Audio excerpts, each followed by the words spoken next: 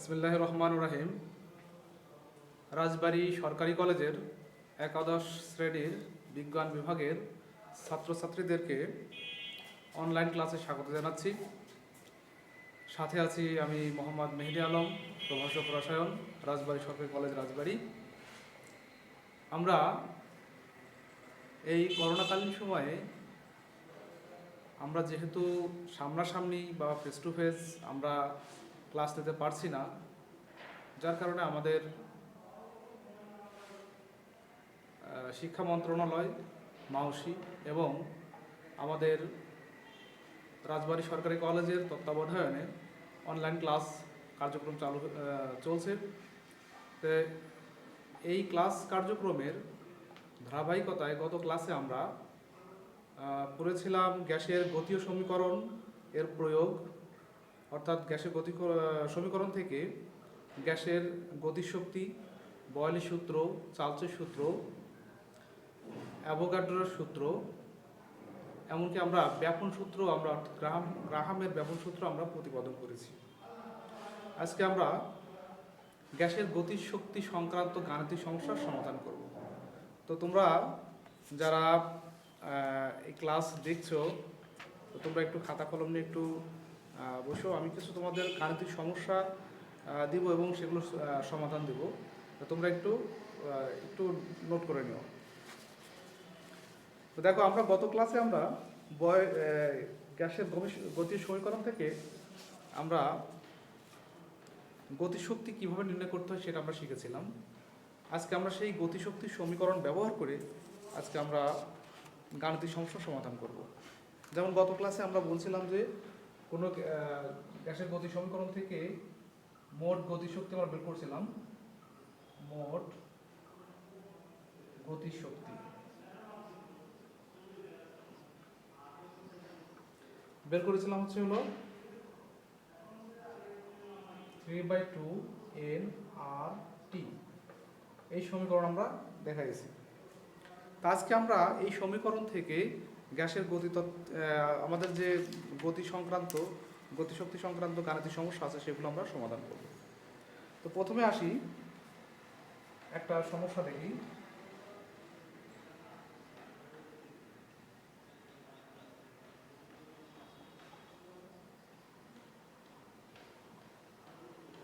(25°C) তাপমাত্রায়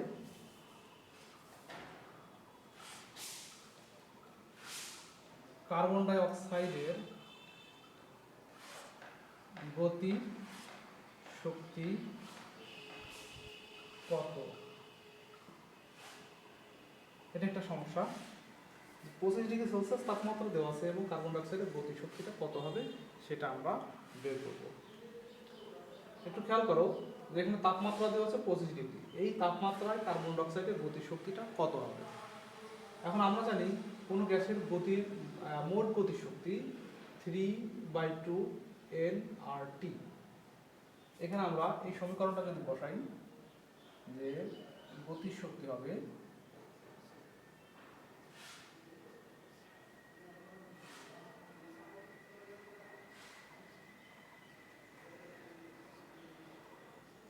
RT। এখানে একটু খেয়াল করবো, n এর মান যেহেতু কোনো কিছু উল্লেখ করা নেই, যেখানে কত মোল, এনটা হচ্ছে মোল সংখ্যা, এখানে কত মোল উল্লেখ করা নেই, তাহলে আমরা ধরে নেব কার্বন ডাই অক্সাইডের মোল সংখ্যা 1 মোল। 1 মোল। অথবা এটাকে আমরা করতে পারি যে 3/2 RT 1 মোলের ক্ষেত্রে, এটা করা যেতে পারে। তাহলে এখানে আমরা আর এর মান কত বসাবো? গ্যাস ধ্রুবক, মোলার গ্যাস ধ্রুবক এখানে একটু লিখে নিবা অবশ্যই, মোলার গ্যাস ধ্রুবক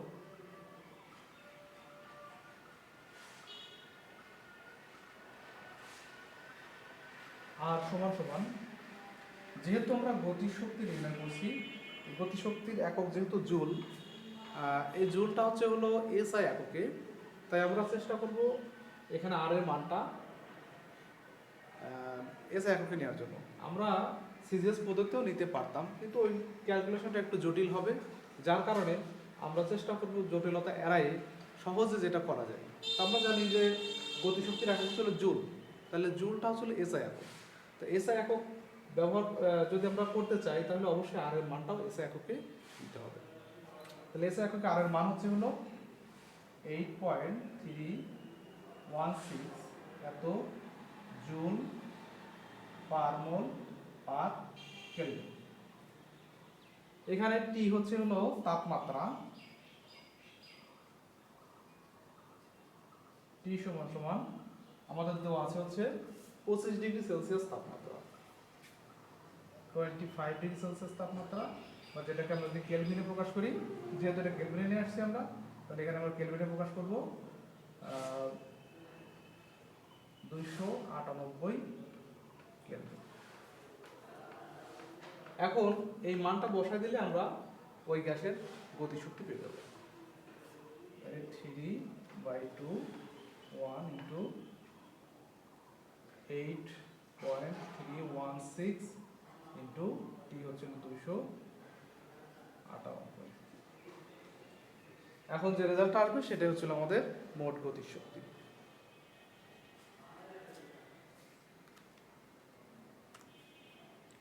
এটা হচ্ছে হলো 3717.25 এত জুল। তাহলে আমাদের মোট গতিশক্তি হচ্ছে হলো এত জুল।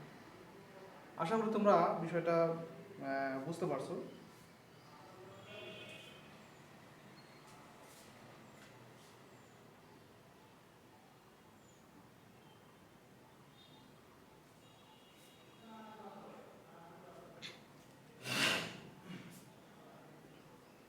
এখন একটু খেয়াল করো, এই সমস্যায় যদি বলা হতো যে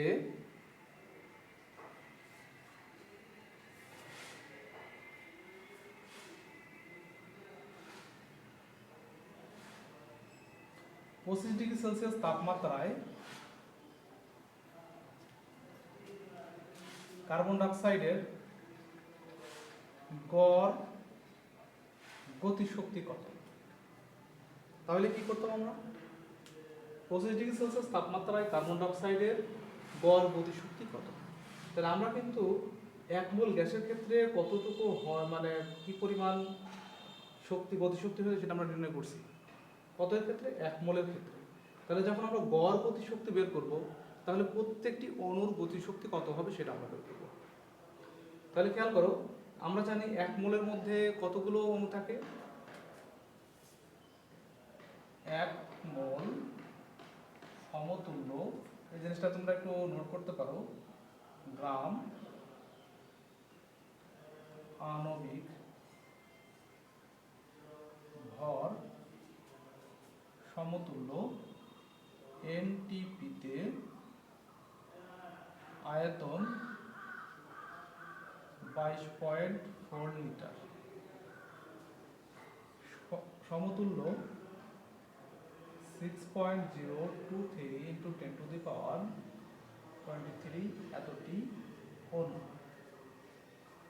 তাহলে একটু খেয়াল করো যে এক মোলের মধ্যে এতটি অণু থাকে, এক মোলের মধ্যে এতটি অণু থাকে, তার মানে এক মোলের যদি গতিশক্তি এত হয়, তাহলে এতটি অণুর গতিশক্তি হচ্ছে এত। তাহলে এতটি অণুর মোট গতিশক্তি হচ্ছে এত। তাহলে আমরা বলি যে গড় গতিশক্তি,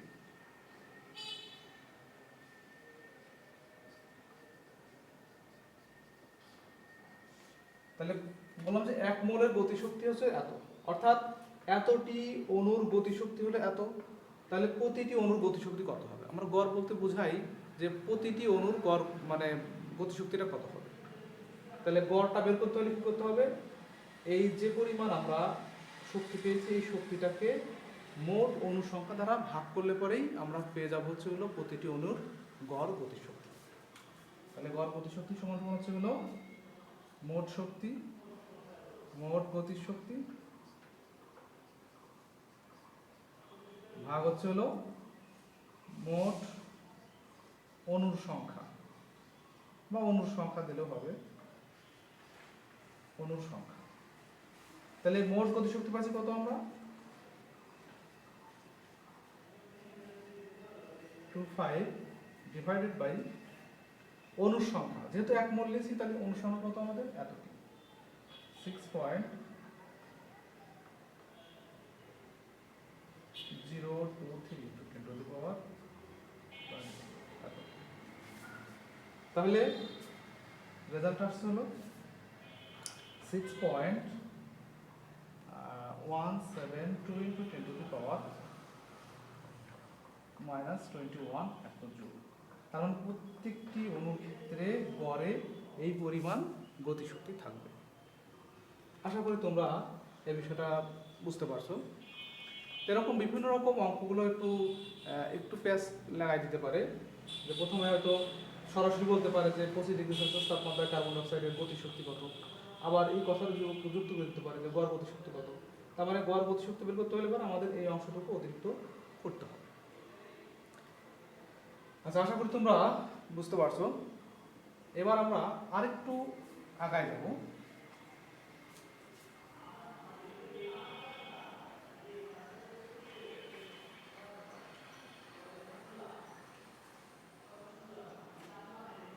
এবার আরেকটা সমস্যা আমরা দেখব, একই ধরনের একই সমস্যা থেকে, যে 25°C তাপমাত্রায়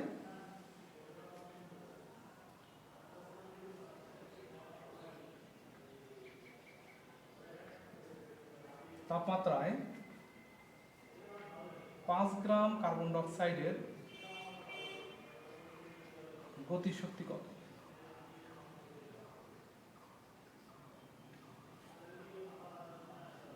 এটা একটা বলতে পারি যে 25°C তাপমাত্রায় কার্বন ডাইঅক্সাইডের 5 গ্রাম কার্বন ডাইঅক্সাইডের গতিশক্তি কত হবে, বা এর মোট গতিশক্তি যেটা হবে, মোট গতিশক্তি কত। আমরা এটা করতে পারি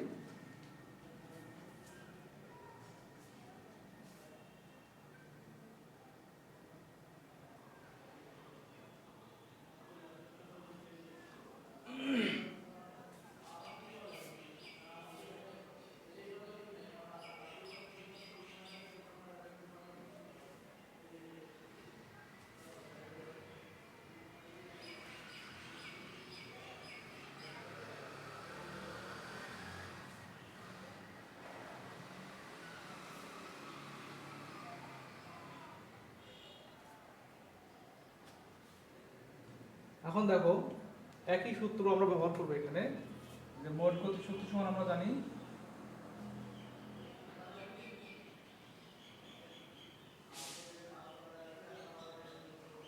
V/2 nRT।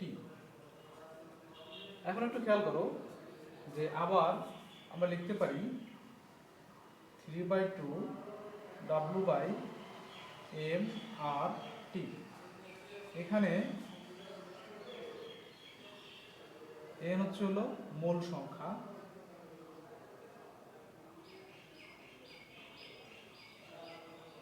মোল সংখ্যাকে আমরা কি করতে পারি, মোল সংখ্যা সমান সমান হচ্ছে হলো ভর বাই আণবিক ভর। তাহলে এখানে n হচ্ছে হলো মোল সংখ্যা, মোল সংখ্যাকে আমরা ভর বাই আণবিক ভর প্রকাশ করতে পারি। তো এখানে W হচ্ছে হলো ভর, অণুর ভর যেটাকে আমরা বলি মোট অণুর ভর, আর এটা হচ্ছে হলো এমটা হচ্ছে হলো আণবিক ভর।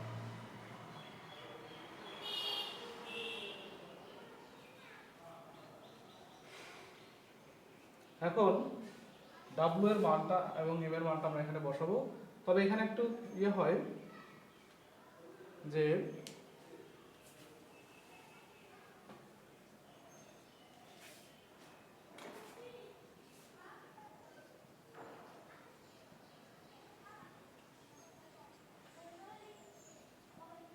আণবিক ভর, এখন W সমান সমান দেওয়া আছে কত গ্রাম, 5 গ্রাম, 5 গ্রাম। এটাকে আমরা কেজিতে প্রকাশ করতে পারি। 5 গ্রামকে কেজিতে প্রকাশ করলে 5 × 10⁻³ এত কেজি। আসলে এখন কেজিতে কনভার্ট করলে হয়, না করলে হয়, যেহেতু এখানে উপর নিচ মানে উপরেও গ্রাম যদি প্রকাশ করি, উপরেও নিচে যদি গ্রাম হয়, তাহলে গ্রামে গ্রামে কাটাকাটি হয়ে যায়, ভাগ হয়ে যায়। কার্বন ডাই অক্সাইডের আণবিক ভর হচ্ছে হলো 44 গ্রাম, বা গ্রাম আণবিক ভর আমরা যেটাকে বলি, আণবিক ভর, গ্রাম আণবিক ভর এত গ্রাম সমান সমান আমরা লিখতে পারি 44 × 10⁻³ এত কেজি। যদি আমরা এটা কেজিতে প্রকাশ না করতাম তাতে কোনো সমস্যা ছিল না তোমাদের বোঝার জন্য। যেহেতু আমরা এখানে আর এর মানটা এসআই এককে ব্যবহার করব, এসআই এককে ব্যবহার করলে পরে এখানে ওজনের মানে ভরের একক আমরা জানি হচ্ছিল কেজি, এই জন্য আমরা এখানে কেজিতে কনভার্ট করলাম। যদি না করতাম তাতে কোনো সমস্যা ছিল না। তাহলে দেখি আমরা, তাহলে গতিশক্তি সমান হবে হলো 3/2, ডাব্লিউ এর মান আমরা পাইছি হচ্ছে হলো 5 × 10⁻³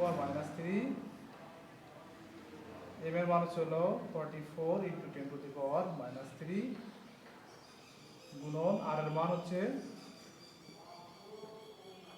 8.316 এত জুল পার মোল পার কেলভিন।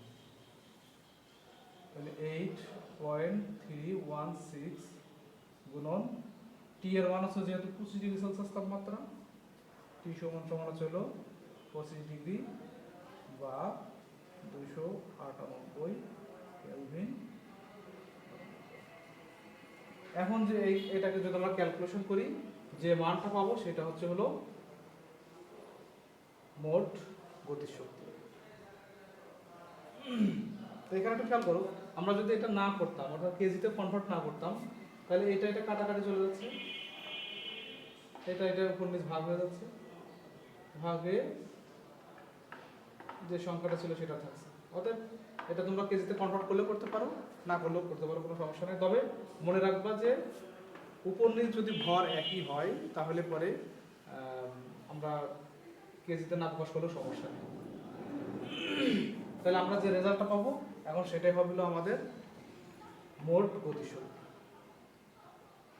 আশা করি বিষয়টা বুঝতে পারছো। এখন তোমরা একটু ক্যালকুলেশনটা একটু করে নিও, যেহেতু আমার কাছে এখন ক্যালকুলেটর নয়, জন্য তোমরা একটু করে নিও। এখন একটু খেয়াল করো, যদি এরকম আসে যে 25°C তাপমাত্রায় 5 গ্রাম কার্বন ডাই অক্সাইডের গড় গতিশক্তি কত,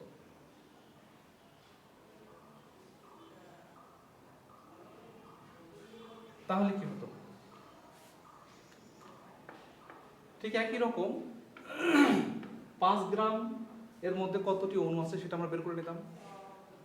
অর্থাৎ আমরা এখানে বের করে নেব এভাবে যে এখানে একটু খেয়াল করো, 1 মোলের মধ্যে কত গ্রাম আছে, গ্রাম আণবিক ভর, সেটাকে আমরা পাইছি এতটি অণু। তাহলে আমরা গ্রাম আণবিক ভর কত, অর্থাৎ কার্বন ডাই অক্সাইডের আণবিক ভর ছিল 44 গ্রামের জন্য মোল অণু সংখ্যা হচ্ছে হলো এতটি অণু। অতএব 1 গ্রাম এর জন্য কতটুকু হবে,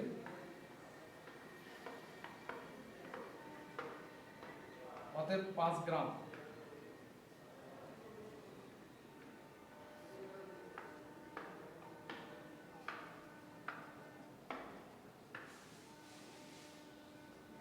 তাহলে কিন্তু আমরা এখানে অণুর সংখ্যা পেয়ে গেলাম যে 5 গ্রামের জন্য কতটি অণু হবে। তাহলে আমাদের গড় গতিশক্তি বের করতে হবে, যে অণুর সংখ্যাটা পেলাম সেই অণুর সংখ্যা দ্বারা এই মোট গড় গতিশক্তিকে ভাগ করতে হবে। তাহলে আমরা ওই 5 গ্রাম কার্বন ডাই অক্সাইডের গড় গতিশক্তিটা পেয়ে যাব। তো এইভাবে আমাদের অনেক সময় একটু প্রশ্নের মধ্যে বা গাণিতিক সমস্যার মধ্যে একটু প্যাচ লাগাই দেয়। তো তোমরা একটু এইভাবে একটু খেয়াল করে প্রশ্নটা বুঝে তোমরা অঙ্কটা করবা, সমস্যার সমাধান করবা। আশা করি তোমরা বিষয়টা ক্লিয়ার হয়েছে। আমি আবার বলছি তো যদি এরকম থাকে যে 5 গ্রাম বা 10 গ্রাম যেটাই হোক না কেন, সেই ক্ষেত্রে যদি আমাদের গড় গতিশক্তি বের করতে বলে, তাহলে 5 গ্রাম বা 10 গ্রাম যেটাই দিক না কেন, সেটা প্রথমে কী করতে হবে, যে কতটি অণু আছে সেটা বের করে নিতে হবে। আমরা জানি গ্রাম আণবিক ভর মানে 1 গ্রাম আণবিক ভর মানে হচ্ছে হলো এতটি অণু।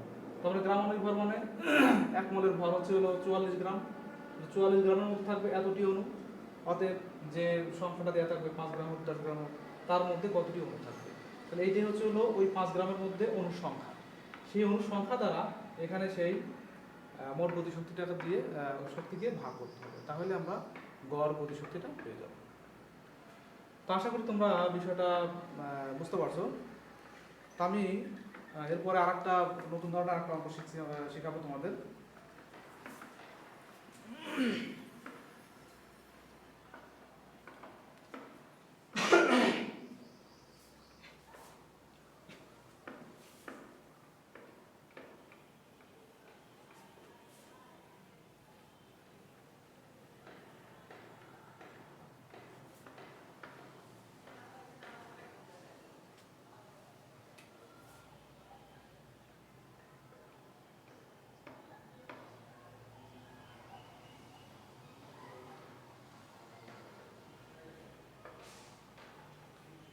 আমরা আরএমএস বেগের অঙ্কগুলো শিখব।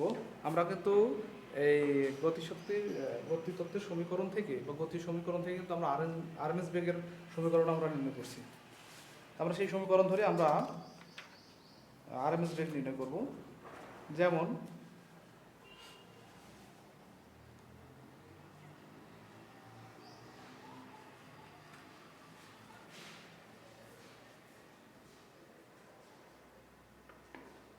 ⁻⁷°C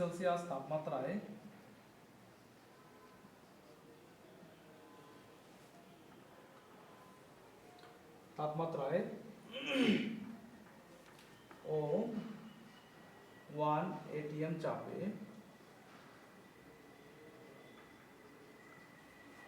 চাপে অ্যামোনিয়া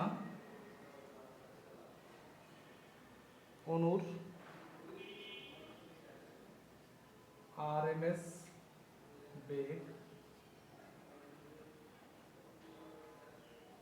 নির্ণয় করো। এটা একটা প্রশ্ন হতে পারে, এটা একটা সমস্যা থাকতে পারে। 27°C তাপমাত্রায় ও 1 atm চাপে, এটা 10 নয়, এটা হলো 1, সরাসরি 1 লিখতে পারি। 1 atm চাপে অ্যামোনিয়া অণুর আরএমএস বেগ নির্ণয় করো। দেখো আমরা যে গতিতত্ত্বের সমীকরণ থেকে আরএমএস বেগের যে সূত্রটা শিখছি সেটা হলো c √3 RT/m। এটা আমরা শিখছি। এখানে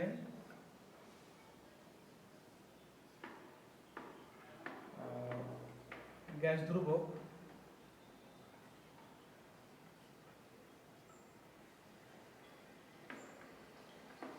আর এখানে টি হচ্ছে তাপমাত্রা, টি আর হলো আণবিক ভর,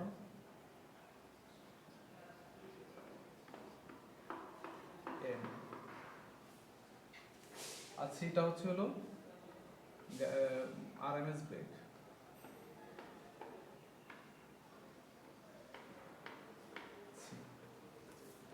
এই সমীকরণ থেকে আমরা সরাসরি বের করতে পারি। তো যেহেতু এখানে খেয়াল করবা যে তাপমাত্রা দেওয়া আছে, চাপের এখানে কোনো প্রভাব নেই, এই সমীকরণের ক্ষেত্রে চাপের কোনো প্রভাব নেই। শুধু এখানে লাগবে আমাদের আর এর মানটা, টি এর মানটা, এম এর মানটা। আর এর মান হচ্ছিল গ্যাস ধ্রুবক যেটা আমাদের জানা আছে, টি এর মান তাপমাত্রা যেটা আমাদের দেওয়া আছে, এম এর মান যেহেতু এটা অ্যামোনিয়া, তাহলে অ্যামোনিয়ার ক্ষেত্রে আমরা আণবিক ভর কত সেটা আমরা বের করতে পারি। তাহলে একটা জিনিস খেয়াল করো, এখানে আমরা এই সি এর মান কোন এককে বের করব সেটা এখন আমাদের তার উপর নির্ভর করবে আর এর মানটা আমাদের বসানোটা বা অন্যান্য যে বিষয়গুলো আছে তার মানগুলো বসানো নির্ভর করবে সি এর মানটা আমরা কোন এককে বের করতে চাই। এখন এটা যদি আমরা এসআই এককে ব্যবহার করতে চাই তাহলে অবশ্যই মনে রাখতে হবে আর এর মানটা এসআই এককে নিতে হবে আর এম এর মানটাও এসআই এককে নিতে হবে, অর্থাৎ কেজিতে নিতে হবে। যদি আমরা সিজিএস পদ্ধতিতে করি তাহলে পরে আর এর মানটা আমাদের সিজিএস পদ্ধতিতে নিতে হবে, আর এম এর মানটাও তখন সেন্টিগ্রামে নিতে হবে আমাদের, অর্থাৎ সিজিএস পদ্ধতিতে, মূল কথা সিজিএস পদ্ধতি তখন চলে আসবে। এখন আমরা কোনটা নিব সেটা মানে আমাদের যেটা ক্যালকুলেশন সহজ হয় সেটা আমরা করবো। তো আমাদের এখানে মনে রাখবা সবসময় এসআই এককে নিলে পরে আমাদের জন্য এখানে ক্যালকুলেশনটা একটু সহজ হবে। আমরা দুটাতেই করতে পারি, কিন্তু আমাদের এসআই একক নিলে পরে আমাদের ক্যালকুলেশনটা সহজ হবে।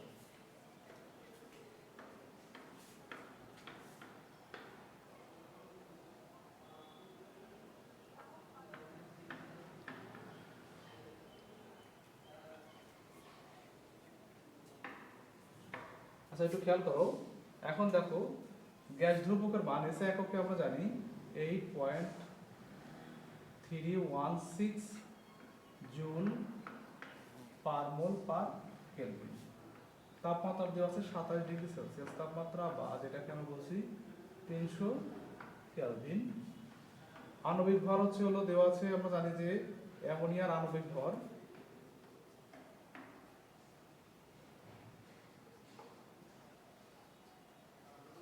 যদি গ্রাম আণবিক হয় তাহলে সেটাকে আমরা জানি হলো নাইট্রোজেনের হলো 14 আর 3 হাইড্রোজেনের 3, মোট হচ্ছে 17 এত গ্রাম। এই গ্রামটাকে আমরা যেহেতু আমরা এসআই এককে ব্যবহার করছি তাহলে এটাকে আমাদের কেজিতে পরিণত করতে হবে, সমান বা 7 × 10⁻³ এত কেজি, 1000 দিয়ে ভাগ করতে হবে। এখন আমাদের আরএমএস বেগটা আমাদের নির্ণয় করতে হবে, এটা আমাদের নির্ণয় করতে হবে।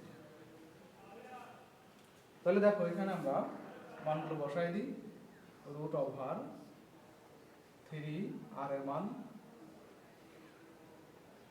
8.316 ইন্টু 300 ডিভাইডেড বাই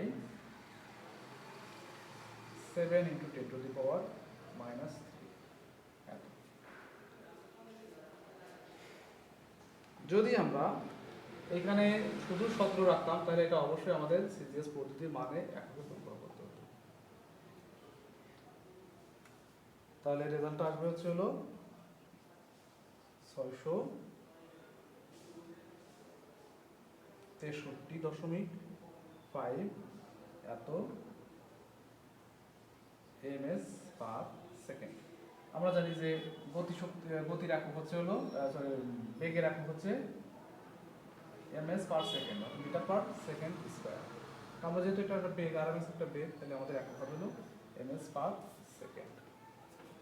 তো আশা করি তোমরা এই আরএমএস বেগ সংক্রান্ত যে বিষয়টা সেটা তোমরা বুঝতে পারছো। তো যাই হোক, আমরা ক্লাসে প্রায় শেষ পর্যায়ে চলে এসেছি। আশা করি আমি যে সমস্যাগুলো তোমাদের দেখালাম তোমরা সেগুলো বুঝতে পারছো। তো আজকে এই পর্যন্তই। তো তোমাদের সর্বশেষ যে মেসেজটা আমরা বরাবর দিয়ে থাকি সেটা হলো যে বাংলাদেশে কিন্তু এখন দ্বিতীয় ধাপে করোনা ভাইরাস ছড়ায় পড়ে।